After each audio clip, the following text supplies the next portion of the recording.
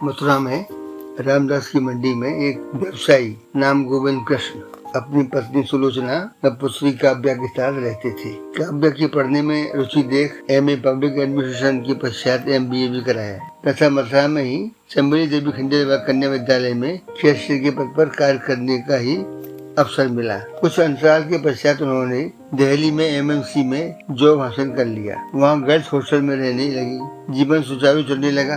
लगभग 1 वर्ष नौकरी करने के पश्चात उसी कंपनी में अच्छे पद पर कार्यरत लड़के से उन्होंने स्वेच्छा से इंटरकास्ट विवाह कर आर्य समाज पद्धति से फेरे भी संपन्न करा। माता पिता को उसकी सूचना भर प्रेषित की, जिसे सुनकर वो हतप्रभ हो गए। पति दिल्ली का निवासी था, ज्वाइंट फैमिली थी। लड़की धर्म स्थल मथुरा में रहने के कारण अति सात्विक थी, प्याज लहसुन तक का सेवन नहीं जानती थी। जबकि ससुराल में खान पान में कुछ भी निषेध नहीं था, बल्कि स्वयं पूरा परिवार 2-2 पैक वाइन डिनर से पहले अनिवार्य रूप से सेवन करता था। इसे देख कर काव्या अपने व्यवहार के एक पक्षी निर्णय पर खेद महसूस कर स्वयं को अपराधी महसूस करने लगी।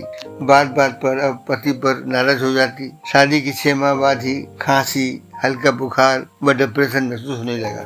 एक दिन पति को सोमवार की प्रातः यूरिन आना रुक गया, ब्लैडर भर गया। उसने अपने फैमिली डॉक्टर को फोन द्वारा अपॉइंटमेंट लिया तो उन्होंने उसे राय दी कि आप केमिस्ट से साइट्रिक एसिड के साथ सोडियम कार्बोनेट आधा स्पून ईच 2-3 बार लें तथा 10 बजे क्लिनिक पर जो फर्स्ट फ्लोर पर था सीढ़ियों द्वारा आवे। वह पुनः सीढ़ियों से ही लौटकर लास्ट सीढ़ी, फिर दूसरी एवं फिर तीसरी सीढ़ी पर खड़े होकर फर्श पर कूदे। पश्चात इसके 10 बार फर्श पर कूदकर वापस सीढ़ियों द्वारा ही क्लिनिक पर आकर वेट करें और फोन द्वारा अपनी प्रगति रिपोर्ट से अवगत कराएं।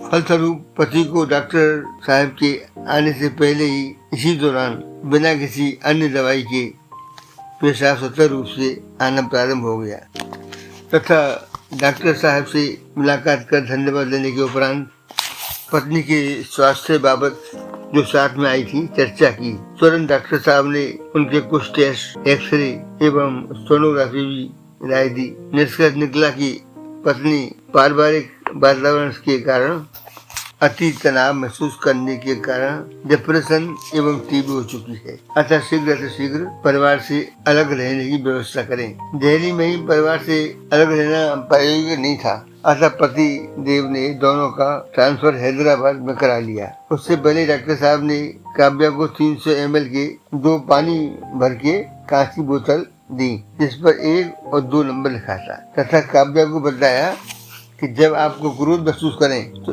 1 नंबर वाली बोतल को हाथ में रखें तथा जब प्रसन्न मुद्रा में हो तो 2 नंबर वाली बोतल हाथ में रखें। बाद में 1 सप्ताह उपरांत दोनों बोतलों सहित क्लिनिक में संपर्क अवश्य करें। 1 सप्ताह बाद जब पति सहित काव्या क्लिनिक पहुंची तो डॉक्टर साहब ने दोनों बोतलों को जल माइक्रोस्कोप में दिखलाया तो पता लगा कि 1 नंबर वाली बोतल का पानी का स्ट्रक्चर बड़ा कॉम्प्लिकेटेड व गंदा था तथा 2 नंबर वाली बोतल का स्ट्रक्चर एकदम शांत व साफ था। डॉक्टर साहब ने बताया कि हमारे शरीर में 70% जल होता है। हम जैसा सोचते हैं वैसे ही बदलाव हमारी बॉडी में आने प्रारंभ होते हैं, पॉजिटिव सोच अथवा नेगेटिव सोच द्वारा। इसी कारण आप रोगग्रस्त हो गई हो। सोच बदलो तथा जो हो रहा है उसे स्वेच्छा से स्वीकार करो। अपेक्षा एवं उपेक्षा दोनों से बचो। सोचो जो कुछ घटित हो रहा है वह सब विधि का विधान हमारे पूर्वीय कर्मों पर आधारित था, उसको टाल नहीं जा सकता था। हाँ,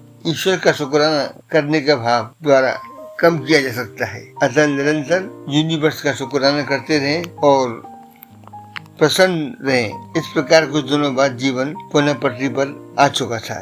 मित्रों, मेरी कहानी कैसी लगी कृपया कमेंट्स, लाइक व सब्सक्राइब करें। धन्यवाद।